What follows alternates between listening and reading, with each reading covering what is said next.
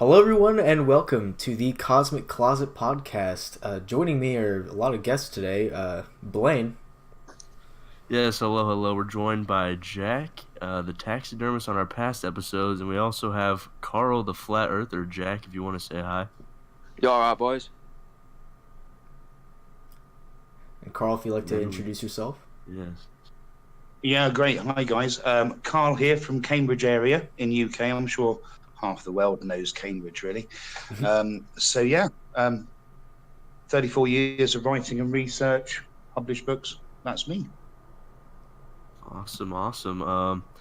So basically, we're going to be discussing flat Earth today, and kind of start it out. Can you, Karl, explain the theory for people that might not know anything about it? Yeah, sure. So what we look at, any flat earther would look at quite clearly, is it's about their surroundings and what they see on an everyday basis. And now, the models always say that the Earth is round, it's globular-like, it's a donut shape, all the parts that have come out over the eons. And what flat earthers truly believe is, well, the Earth is pretty much flat. It's on one plane, one physical sphere, one plane, with the firmament, the sun, moon, and the stars being thus inside of that firmament. There's so many schools of thought and so many debates, but I suppose from my angle and my point of view, it's probably like many flat earthers will be that wonderful caption, believe nothing and challenge everything.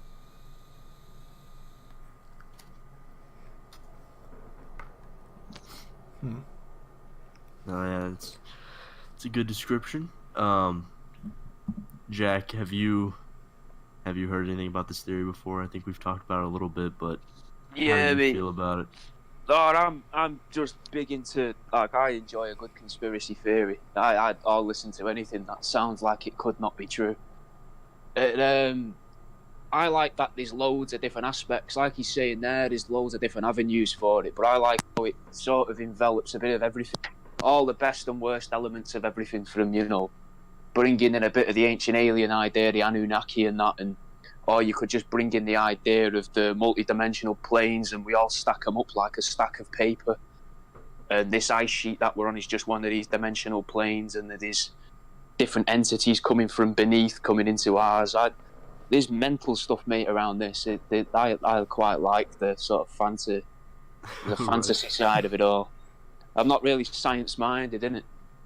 I like the stories.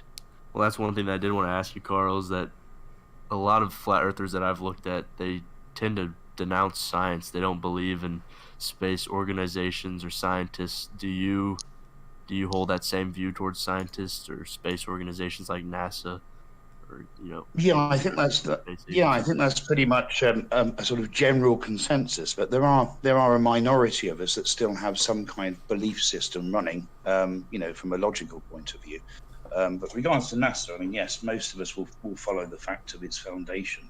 That when it was founded, it was only founded for the reason of hiding the truth, for whatever reason. Now, Jack mentioned about the conspiracy theories. Yeah, there's thousands and billions of them out there.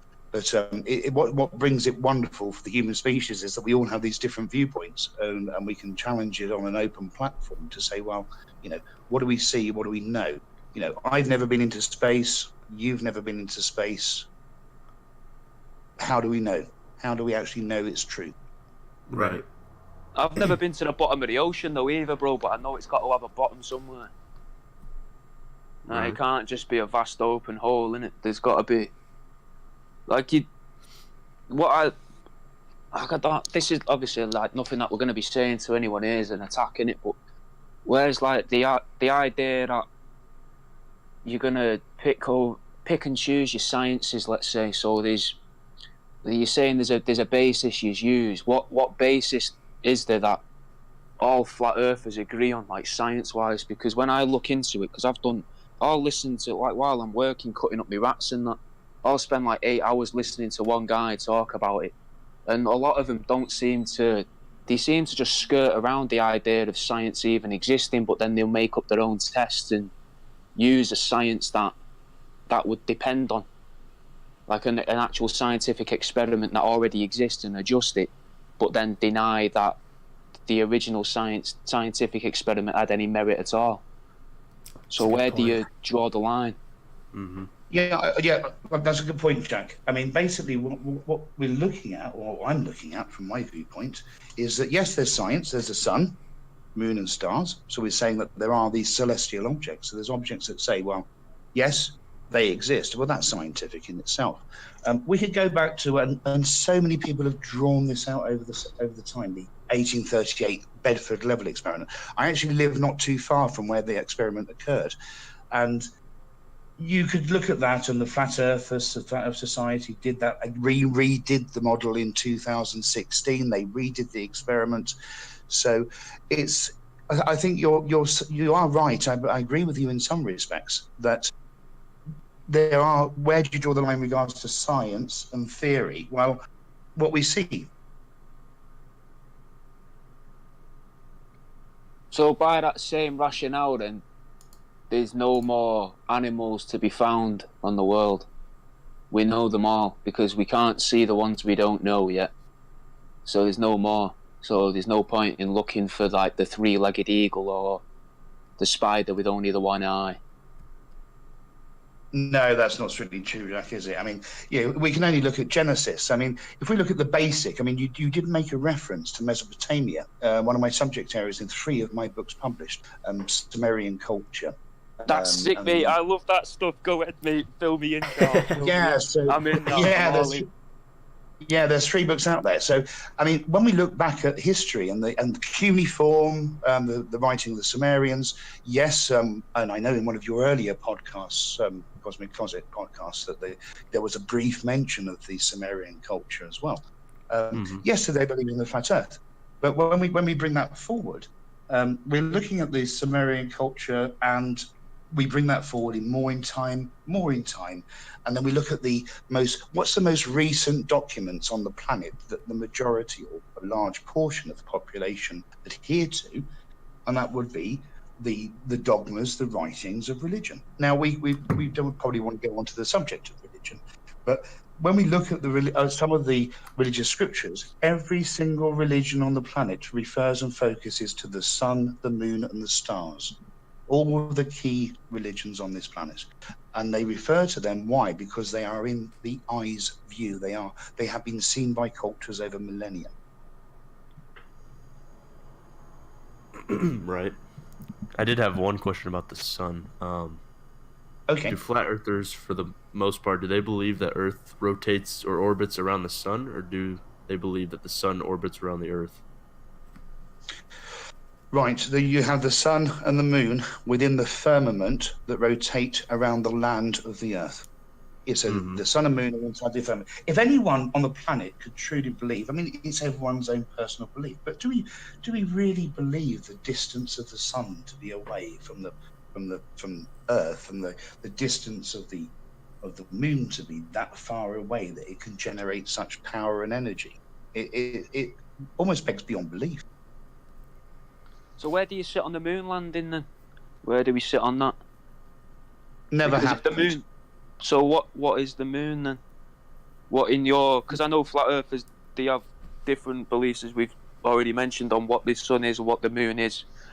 To you, what does the moon mean to you? What is the moon?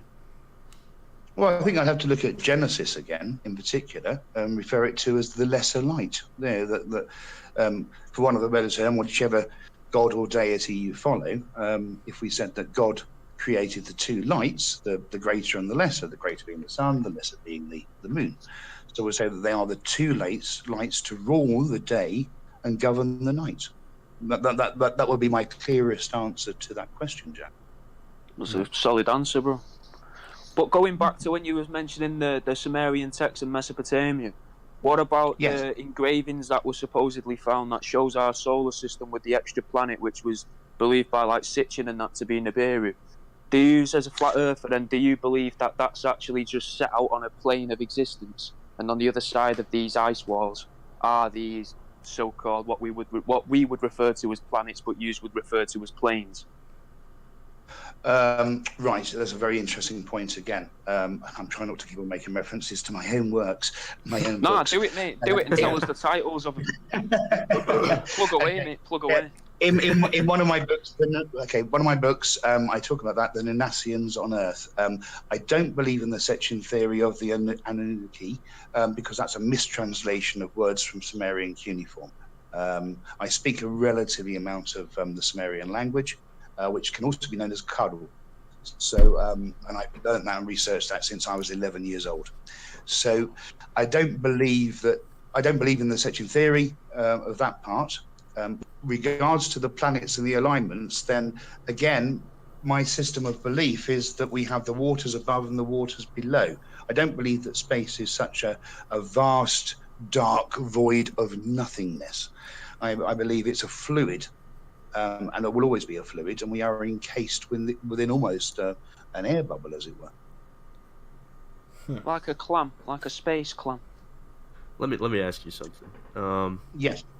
When we're watching a ship go off to sea, or if you're watching anything at a distance far enough, it almost dips down, it almost sinks. So if we're watching a ship, the mast or the flags will slowly start to sink below the water, it looks like.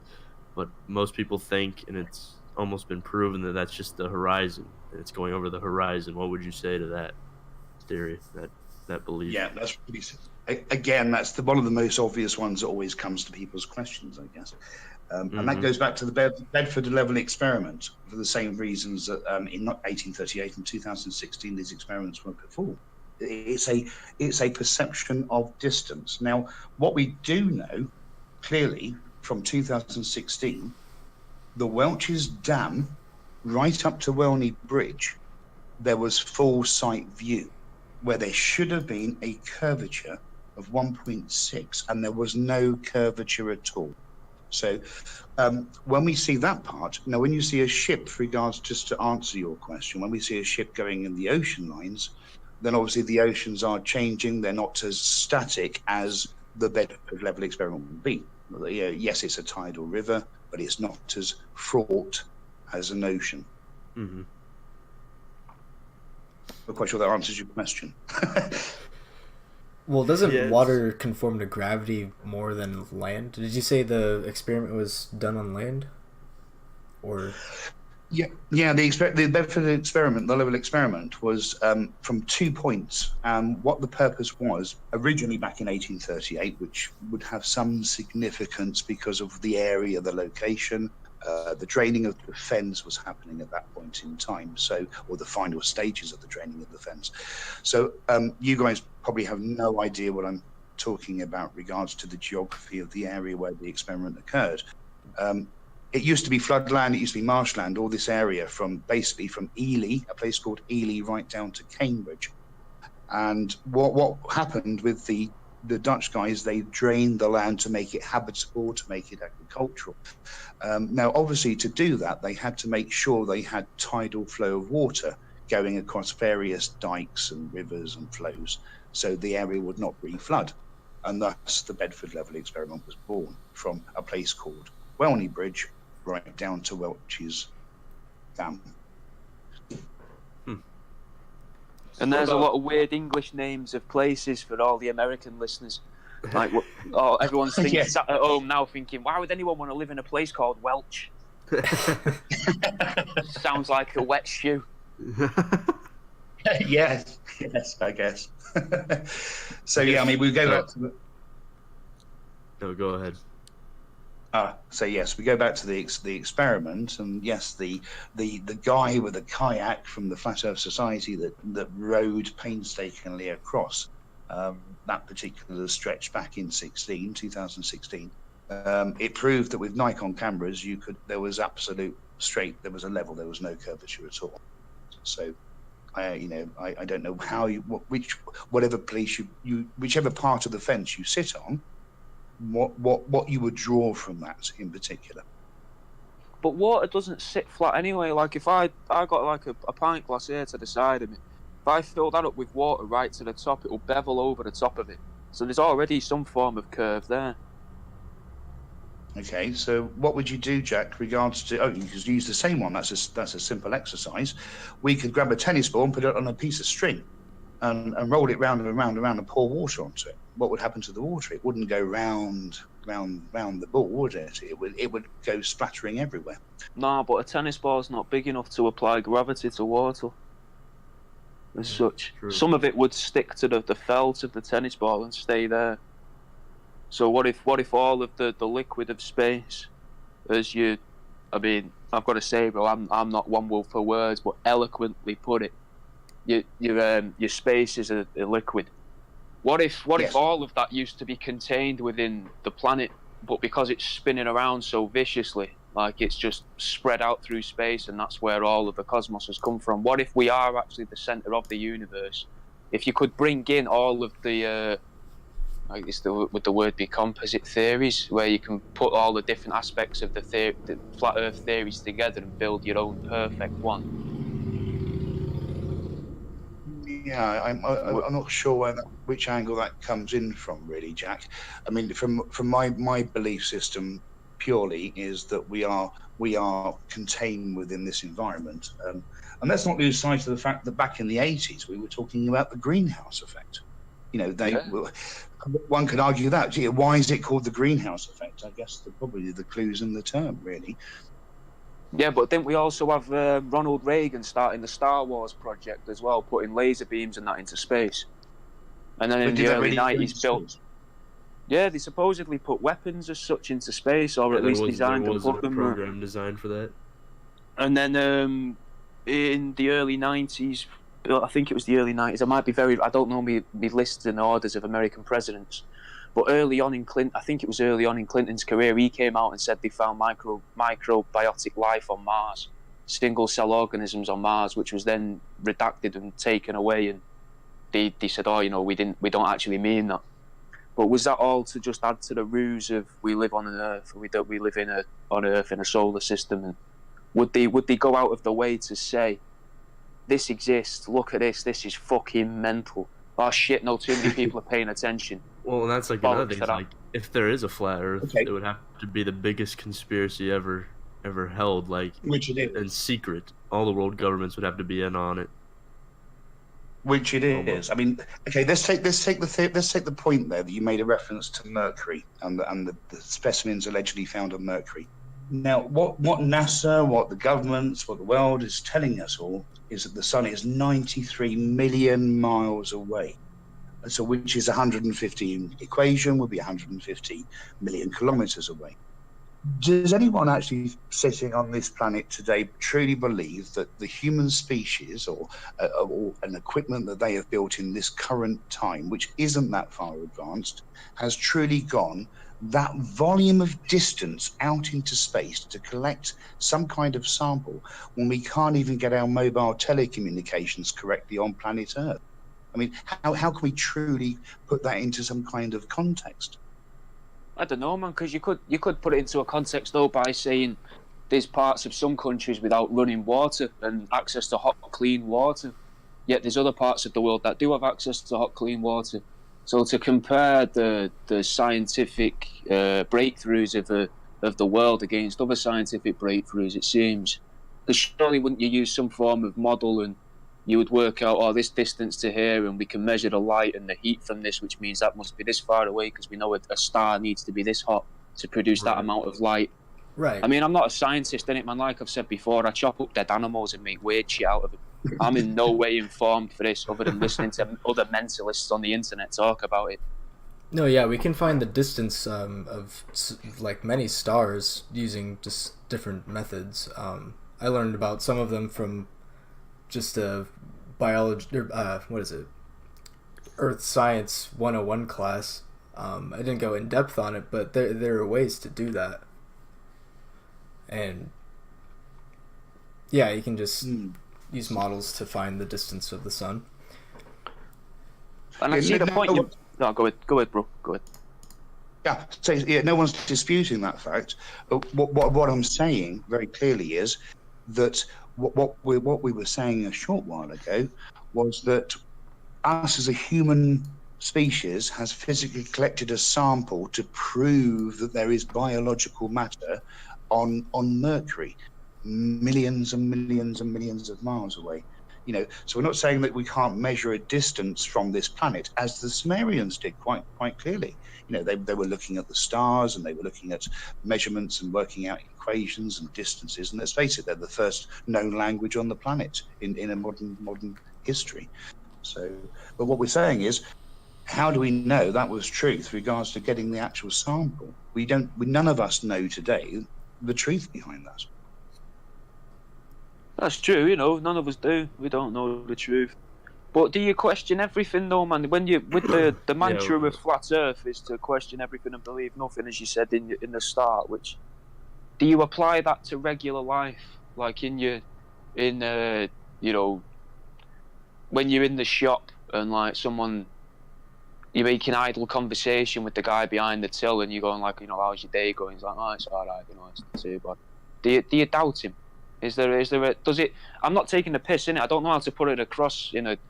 I'm trying to say, does the mentality of doubting everything that you're told by scientific authority or historical evidence or whatever you want to use, and the reference, does doubting all that have an impact, a negative or a positive impact in your life, just day to day? No, absolutely not, Jack. It has a very positive impact, and I think regards to the sort of scenario, the hypothetical scenario of the man at the shop at the counter, that's down to many things, as I'm sure you're well averse to as well. Non-verbal cues. I mean, on the podcast show, we can't see each other, we can't see our gestures, our non-verbal cues. But when I go to a shop and I see somebody, you can tell. Or if you go to the doctors and you see the infamous doctor's receptionist, you can tell the attitude of that person, can't you? You think, oh God, or you think, oh hi, brilliant. So you can tell before either of you actually open your mouths where it's going to go. True. Yeah, I guess. Yeah. Well, it's just as an example of a situation that would be benign, where it doesn't really mean anything, but you still doubt it. Like if, say you're having, like I was just telling the boys a minute ago, I've had an atrocious sandwich today for me tea. It was awful, right? But if someone I found the recipe and it said this is the best sandwich you'll ever have in your life, and I didn't doubt it. I kind of wish I did, which might seem off point, and I might just be obsessed over this sandwich because it's made me have a bit of a dicky belly. But I feel as if would having the mindset of doubting that everything you read and everything you see, does that, like if your mate says to you, yeah, there's this book that you'll like, or this I went and see this film the other day and it's awesome, you'll love it. Or if someone suggests you'll like something because they think you like other stuff to do with it, maybe you don't know them all that well, maybe it's just someone you sit next to on the bus regularly, kind of, and you've seen each other reading the same books or something. Yeah. Would you doubt that? No, not at all, Jack. I think it's perspective again. It's how we perceive the world around us, isn't it? And I won't go into psychology too much because that will be here for another 2.5 hours. But when each individual looks at the world around them, then their environment, and does it have a negative impact on one's mental state? Does it have a negative impact on the psyche? The answer clearly would be no. I think it's healthy for anyone to challenge what they consider, say, well, I don't know, that seems a bit odd. Silly things. I mean, we look at the sun in the sky, and then sometimes we see the moon as well. Well, as a child, I remember, and this is how I first got involved in this, guys. I probably should have started, so we're sort of rewinding a bit here. But I remember the tales that told me all about the aspects of all the stories of Down Under. And I remember asking my mother and father, saying, well, what is this Down Under place then? What's that mean? They said, oh, it's Australia. I said, oh, right, okay. Well, Down Under, why is it Down Under? I remember them trying as a 7.5-year-old, trying to explain to me exactly what that meant. But then as you got older, you suddenly think, well, hang on, if it's daylight in the UK and Down Under is in the darkness, then the moon should be there. But I can see the sun and the moon at 2:00 in the afternoon. Yeah, so, I get what you mean. I have questioned eclipses and that myself. Have you ever heard of something? Exactly. I think it's called the Dark Night. It's supposed to be like a satellite that's just within the atmosphere of the Earth that moves around the planet, and nobody anywhere has any idea what it's supposed to be. What if it's just something like that, just floating about, and that's what we see, and then everyone goes, "Oh, it's the moon." What if that's what they're trying to hide, man? What if that's what flat Earth is? What if flat Earth is trying to hide these other things, rather than saying, "Oh, if we live on the dome," and that you haven't even got to consider or worry about the aliens or whatever else, or the extra dimensional beings as such. But it could be that we've got the Dark Knight, and maybe there's a sphere and there's a donut shape. I think there was, like, well, not a donut, but like an elongated cylinder that almost stretches into itself on a curve, like a letter C, like a capital C, I think, from the sketch I saw of it. They're supposed to be in our atmosphere. So what if it's just simply a means of hiding that, because we're not allowed to know what they are? What if that's what eclipses are? Yeah, I can see where you're coming from, Jack, but I don't go with that theory. When we look at the Black Knight, and it's an amazing subject area. It sounds like you've really been reading it as well. And the Dark Knight, the Dark Knight, the actual satellite alleged that's going around. You know, we could talk about the reports of UFOs coming into this atmosphere, coming into this planet, and you know, these millions and millions of people can't all be wrong. They claim that they've seen some kind of extraterrestrial or whatever they perceive that to be. When we look at all those aspects, that's you know, yes, I don't believe the moon is hidden, but then also we could also look at the huge. I hate to make a reference to YouTube, but we've got YouTube channels. There's quite a few YouTube channels out there that, if you look at where there's private rockets that take off from the ground, that are privately funded, not government funded, and they hit about 75 miles above the land of the Earth, and they stop dead.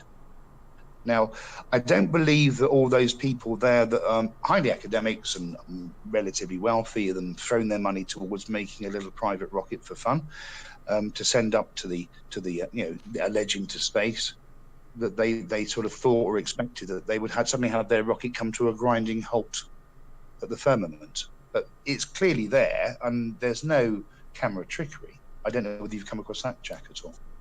Only in the way of when I found out about the again, I want to say it was the Clintons, but I could be wrong. Is it Operation Fish Tank, Operation Fish Bowl, where they supposedly was trying to launch nuclear missiles at the dome? There's that. There was so something to do with the UFOs. There was a theory that when you see them, when we see them visible, and then they seem to disappear into light and go, like in either direction, like they'll appear from nothing and then disappear into nothing. I've found a guy that suggested that was them coming through the firmament. That's like the biblical sense of the firmament, the parting of the water, and that's why we can see them just when they're on the cusp of whatever that outer shell would be, and it brings them into the light spectrum that we can see. But that would be about it. Yeah, I mean, no, that's great. I mean, another thing to look at. I mean, these are the things that I sort of have written about over the years. But look at this alleged International Space Station. How is it defined as a space station? It's not actually in what is termed scientifically as space. What it should be is an international sky station, because it doesn't actually go beyond the actual atmosphere, so therefore it's not technically in space. Just an interesting one to throw into the kilt. I didn't know that, bro. I didn't know that. Yeah, so we always say about the space station, it's positioned in a place where the gravity of the Earth would keep it going around at the same, so it never falls back down to Earth, is where they placed it. So it's based. Is that called geostatic satellite then? Where it's just in the gravity of the Earth, so it stays wherever they put it. The perfect spot. Yeah, right. Yeah. Yes, it's on the cusp. So it's not actually a space station, is it? It's a sky station. I guess doesn't have the same ring to it though, does it? That wouldn't sell the newspapers. I guess if I had to ask a question, what are you open to the fact that the Earth might be a sphere? Like, what evidence would you need to see in order to change your mind? Would you have to physically go on a space mission, or would you have to see undoctored photos, or what would change your mind about the whole theory? Well, it's an interesting question, actually. I think I'd have to go on a journey myself to see it. Seeing is believing, and I think I have to go on that journey myself. But I'm pretty stuck in that firm belief that it is what it is, and that we've been lied to. Do you think it? I was going to throw another mad one at you there, but if you wanted to keep it more serious, bro, go for it. Do you reckon that there's an aspect of seeing things curved? Because we see a natural depth to things because our eyes are curved and the positioning of the cones in our eyes. But when you look at a photograph of something, even like a 3D rendered photograph, it still looks a little bit flat. So do you think that there's some form of, say, manipulation or something from the people that flat earthers believe are lying to us to make us see that? So we're constantly being told things are a curve, things are this, it's all 3D, it's in 3D, when really we live in a supposedly 4-dimensional world because we have time, which is supposed to be another dimension, but this is still a 3-dimensional world that we're all told as kids. Yeah.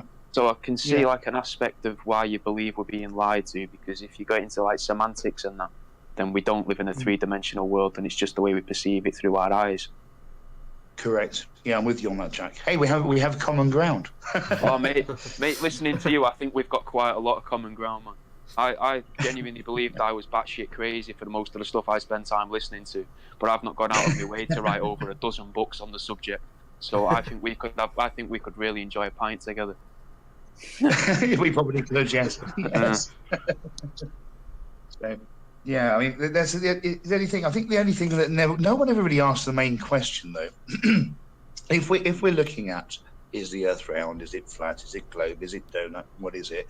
No one asked the question. Well, whatever it is, why is there not concrete, solid proof? Why is that? It's always a question. Why, isn't it? Okay, why is it called a space station rather than a sky station? Why? Why are we told all these things, yet we see something different? So, I think there's a lot that governments and need to be accountable for, and one can only assume that in the years to come, it will probably come to light, I guess. But then we could be talking about the president's book. That could be interesting, couldn't it? So, that wonderful, deep, dark book hidden away somewhere in the depths of beyond. Well, that thing that was supposedly written by Werner von Braun. Yes. That thing. Yes. Yeah. That's true. All the hidden secrets. Yeah. Yeah. There's a psychological phenomenon that I was looking into called denialism, and it's basically where humans choose to deny reality in order to avoid an uncomfortable truth. And some people have associated that with some flat Earth believers. Like, it kind of goes back to that original question. If you found out that the Earth was a sphere, would that be uncomfortable? Like, do some people choose not to just accept the truth? It's kind of when Jack you choose to deny it. Yeah, no, I understand. Yeah, I mean, that's a hypothetical question that would have a hypothetical answer, isn't it? So I don't know how you'd like me to answer that, really. Hypothetically. Of course, Jack. Hypothetically, if I physically saw something and I could touch it, I could feel it, I could see it, I could sense it, then yes, you'd believe it, wouldn't you? Right. But then is it almost like an unanswerable question? Because unless you can afford to go on that space trip or journey out to the Arctic ice, you'll never believe. Well, yes, I suppose the only time we'll tell, but will be another show for another day. Is once you pass over the afterlife, then you probably know. I guess. That's what we'll all know. No, it's fascinating. I've always wondered how people got into this theory and why some people are believers of it. I mean, how did you first start out? When did you start to question the whole idea? Well, as I said, it was when I was 7.5 years old, and I kept on hearing references to because at that time in England there was a lot of not mass exodus, but there was a lot of migration going over to Australia. Because that was almost like the place to make your dreams come true. Live the dream. Mm-hmm. And of course, everyone was talking about down under. And I say that I was 7.5, and I remember asking my mother and father, where is this down under place? And they, as I said, and then they explained it, and that's how I got into it, because then logic prevailed, and thought, well, as I said already, that you could see, as a child, I could see the sun and the moon in the skies above the UK. So clearly there was no moon down in Australia then, in this down under place. So then I challenged that and questioned that to a person. Well, why don't they have a moon down there? And they didn't have an answer for me. And that's, don't you think? Here's another aspect: is some think that theories and all conspiracy theories could lead to dangerous consequences, maybe advocating for violence, or like this theory makes some people believe that the government's lying about everything to them. Do you think that flat Earth could force others to question what they're told, question their government's true motivation? Yeah, we're probably on a really grey area there, and a very dangerous road. Dare I use the inciting right. of tension, because that would be illegal, wouldn't it? Right. So if we said that we were inciting a revolt or a coup against the government, then that would be totally against the law. We can't obviously do that. But what we can do is we can actually oust them out, and we can try and show people different viewpoints, so they can make their own decision based on an informed decision, based on different viewpoints, I guess. But regards to a coup, I mean, I don't know what I thought the EU were meant to be doing that, weren't they? Global, mass domination or whatever. I don't think we had that since the 1940s. But at the end of the day, I can't believe that any flat earther would be trying to create some kind of revolt against any type of governmental organization. No different, no more than the yellow vest protests that are being plastered all over the planet. It's no different to that, really, to be fair, in my book. Well, I've noticed that social media has kind of helped the flat Earth movement grow. That's how a lot of believers connect nowadays, is through social media. And I looked up, and the Flat Earth Society is the biggest modern day flat Earth group, and they get about 200 members every year through social media. Have you heard about that society? Are you a part of that society? Oddly, no, I'm not part of that society, and to be quite frank, I don't want to be. Really? For no other reason. For no other reason. I don't think it's the right thing for me, really. I like to do my own thing, and I like to speak to like-minded people. I've got a very close circuit of people that I connect with, some 700 people in total, and I like it the way it works today. So, and some of those people are actually, I won't be able to name drop, obviously, but some of those are very high-profile professors, doctors, and yes, Jack, they're scientists. So, just to plug that one in. So, I couldn't obviously mention their names. So, we talk on all sorts of things, regards to the flat Earth theory and beyond. But obviously, they're in a bit different position to me, I guess, is because I can speak freely as I feel I can, whereas I suppose their positions in life, the universe, and everything, to coin a Douglas Adams phrase, would be that they can't speak openly, because that would be for fear of their reputations and being attacked by the people that fund them. Right. Yeah, money. Does that answer the question? I think that might have done. Possibly. Yeah, no, that was right on the ball. So what are your thoughts on like SpaceX and private space companies launching their own rocket programs, sending people to the moon, sending people to the space station? No, I think it's a little far-fetched, and I can only go back to the videos that are freely available on YouTube.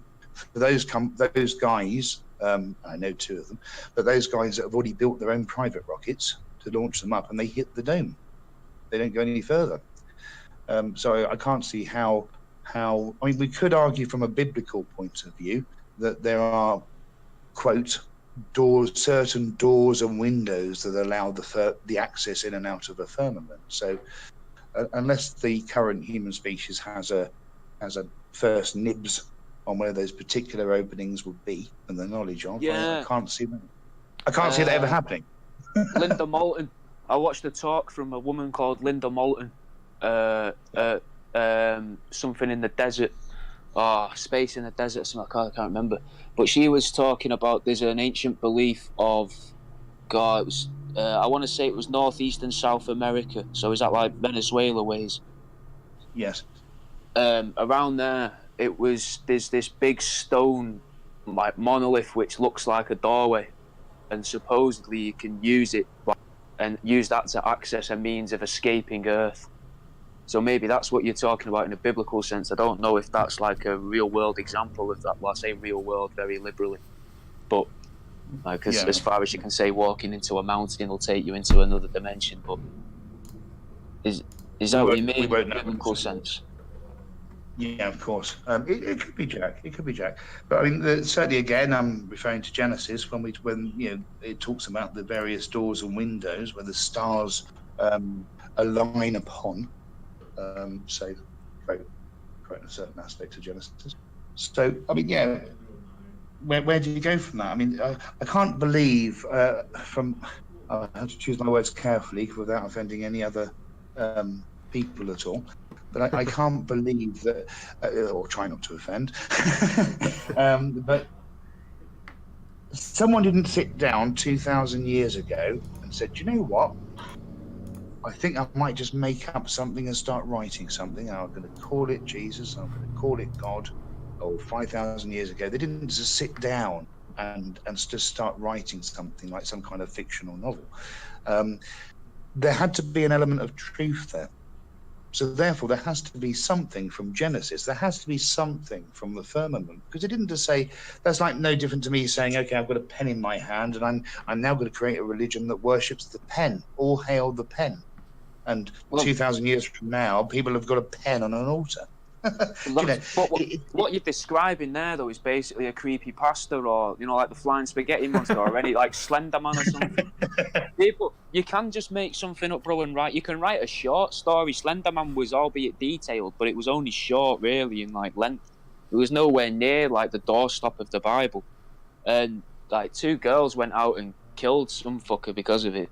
Like, they believed in Slender Man. Yeah, right. Just like you could believe in Jesus. Like J.K. Rowling, mate, we'll keep it British, but like J.K. Rowling made Harry Potter, innit? She made all that up, supposedly off the top of her head. Though some people seem to believe it was written by a committee, which seems like a really good way to just try and ruin someone's like hard work. But still, like she came up with that concept and wrote the story on it, albeit it's already about magicians and its influence. So I get what you're saying, that story's got to come from somewhere, but there must be. Have you never watched a TV show though before and gone, where the balls have they got this idea from?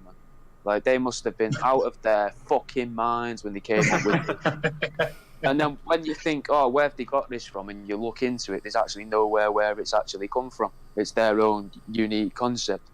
Like, normally they're not very good, these things, but it's still a unique concept.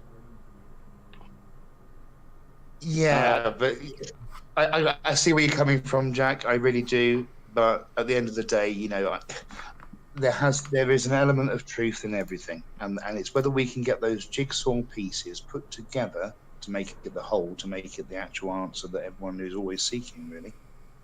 Does it have to have a basis in religion then for you?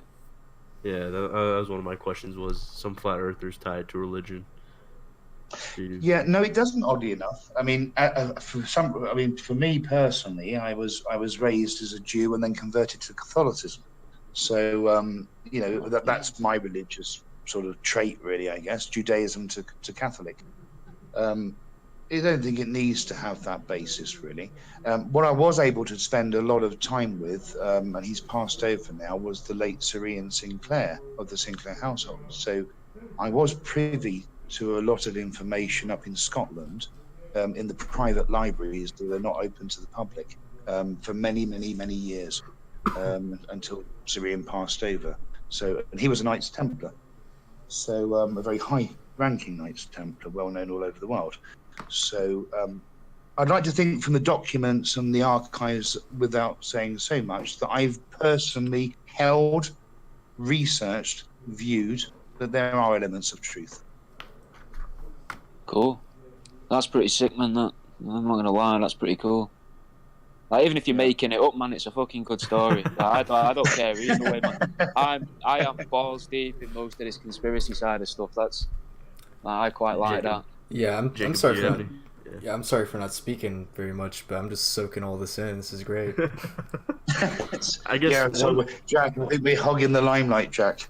no. One basic question that I have now is a lot of people get hung up on the curvature part of the Earth and how you can almost see the curvature. Especially, I was going to talk about if you've flown in an airplane and you look out the window, it's almost impossible not to see some sort of curvature. I mean, what would be your response to that? My response would be simple as it always has been. That's the perspective of distance, and what the human eye can see and how it interprets within the brain, the visions, the imagery that it actually processes. Does that answer your question? Probably not. I don't know. Did I actually really answer that question? I should have been a politician, really. It's just I'm like Jacob. I'm soaking it in right now. It's a lot going on. Well, and just to take Carl's side, could that curve from the aeroplane window not just because the glass is a bit beveled? There's always at least 2 layers of glass, and it always seems beveled when you touch it. Good point, Jack. Go back to the ship example with it going underneath the horizon. And then there was in the 1800s. I looked in. There was an experiment done by Alfred Wallace, and he put poles down a river, straight river, that were 6 miles apart each, and the middle pole stood out taller, and he blamed it on the curvature of the Earth naturally. Was that the guy that was trying to disprove that pamphlet, or was he the guy that wrote the pamphlet that got sold? I'm sure someone to do with that experiment, with Wallace. They went around, I think it was London, selling a pamphlet, and it turned out he had something like 9 kids, and he was a university lecturer that couldn't properly hold down his job because one of his kids was ill, and it's kind of widely believed that he did that as a means of going, look, he knew he was intelligent. He knew he couldn't really, he knew he had the power to be able to say, look at this is great, give me money for it. It's believed that he might have just done that in order to feed his kids. Really? Just from stuff I've found and other people's suggestions on it. Yeah, no, you are right, Jack, there in regards to him. It was very much a funding exercise. It was a revenue generating exercise, a bit like speed cameras, really. So, yeah. So, yes. Yeah, no, we've hit your origin, we hit how you got involved. I mean, yeah, the biggest question I had was just what evidence would change your mind, and you answered that. You physically want to go and see it for yourself. Would you go to space, or would you try to go past the ice wall, or both?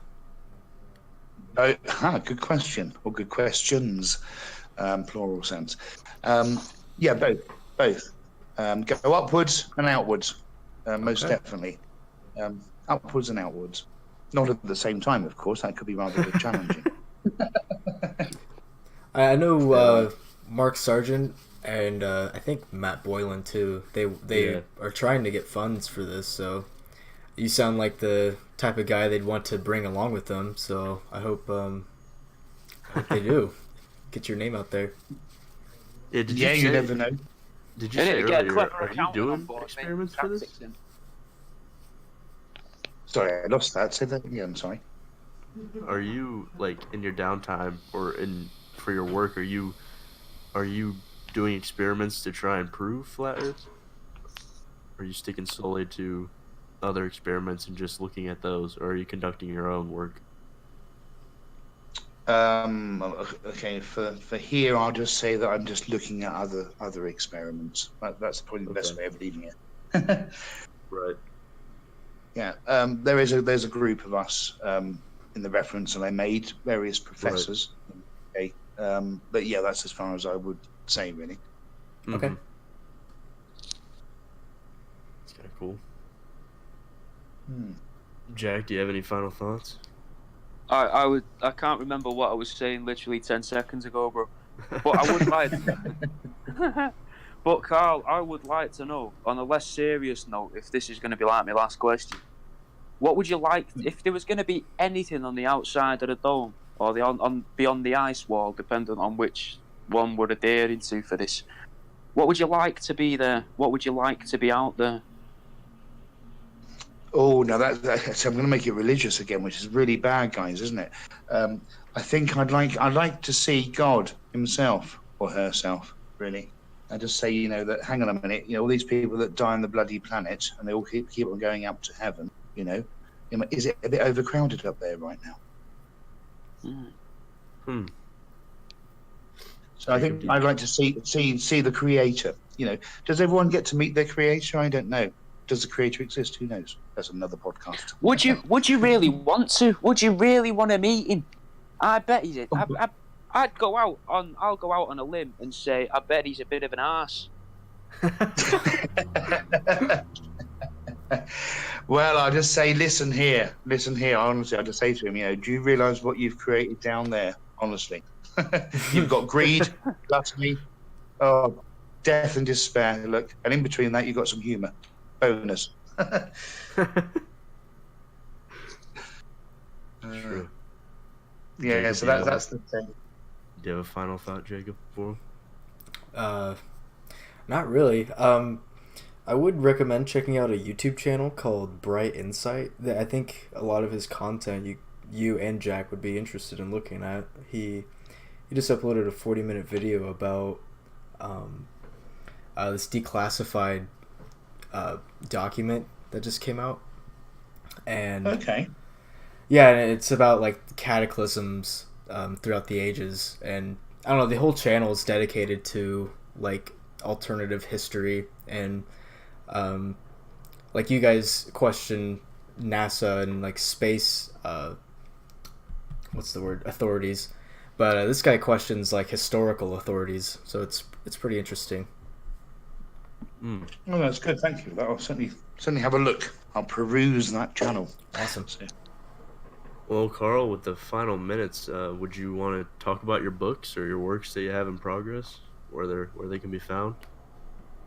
Yeah, sure. I mean, for those who aren't aware, I've just published my latest book, my 18th book, the Genesis Code. Yes, it's biblical in the sense, but it pulls it away from. It sort of combines a bit of science with religion as well, in an odd sense. So it's on all Amazon sites. The Genesis Code by yours truly. That's me. And it covers what it covers is 3 distinct lectures through the age of the aspects of Genesis. So it's about how we translate things, and I've applied a bit of cuneiform into the research as well. You know, and I've also looked at the Kolbrin. If anyone's ever come across the works of the Kolbrin, Kolbrin. So that's built in within there.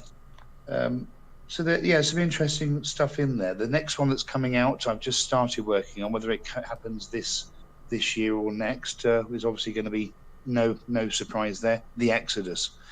So the follow-on from that. I see a series. Emerging here. And that's Jack. Yes, there's that.